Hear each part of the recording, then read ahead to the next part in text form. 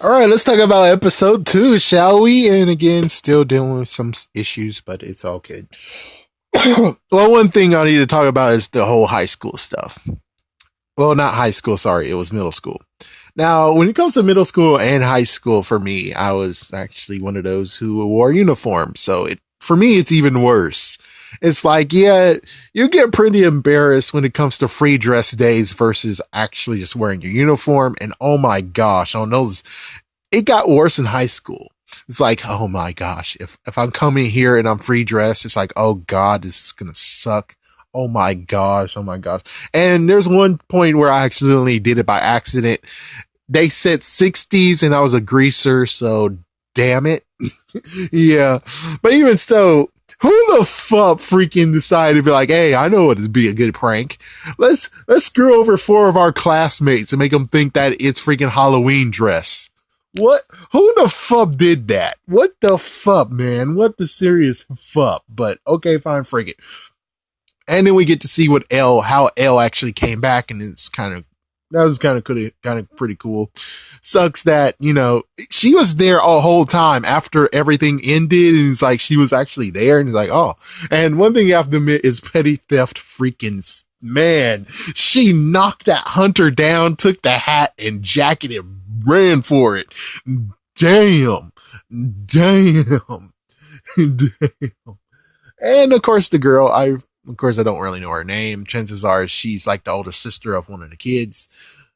She went too far when it comes to drinking. She went too far. Of course, I understand she needs to get rid of memories and crap just for one night, but still, she went too damn far. Way too damn far. And she actually said to the guy who doesn't really deserve it, and plus we don't know how he feels in the inside. For all we know, he does feel bad that she's dead, but he doesn't allow it to haunt him.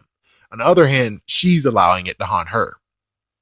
As for Barb, exactly who is to blame for her to be murdered? Technically, I would still say it's her fault. Because think about it. Barb, instead of driving home, decided to go to the freaking pool and put her feet in and just be like, yeah, and she got taken in by the freaking monster. So it really kind of is like, yeah, Barb, she's the one who killed her own damn self. If she would have just drove home, she would have been spared from all this. But I'm sorry.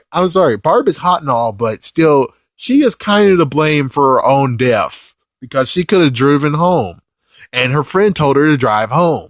She didn't take that advice or take that acknowledgement and stayed.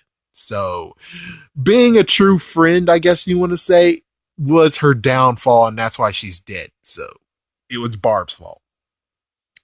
Let's see what's next in the stuff to talk about. Let's see. Oh yes, the freaking new girl, Max, and her brother. It has to be her brother.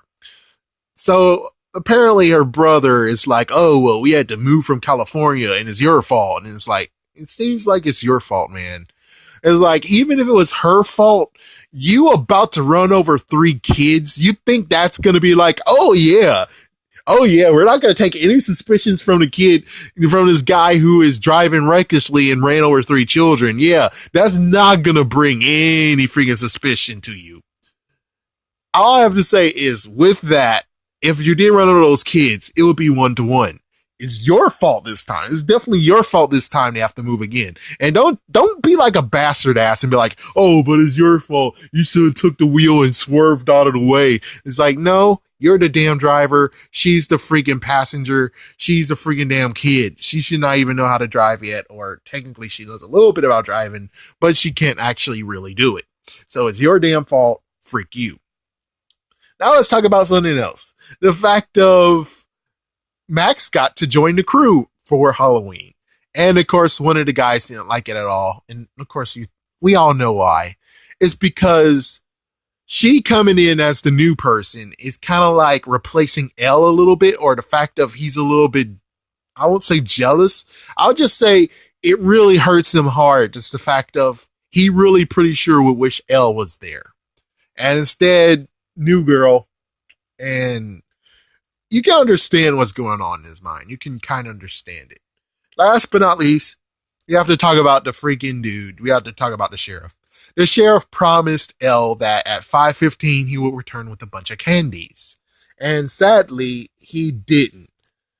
Now, the promise that he made, he should have actually added a side note. And that's one thing I know as with my children, when I have children, is that I'll make sure I put a side note when it comes to, well, my job might actually make me do overtime.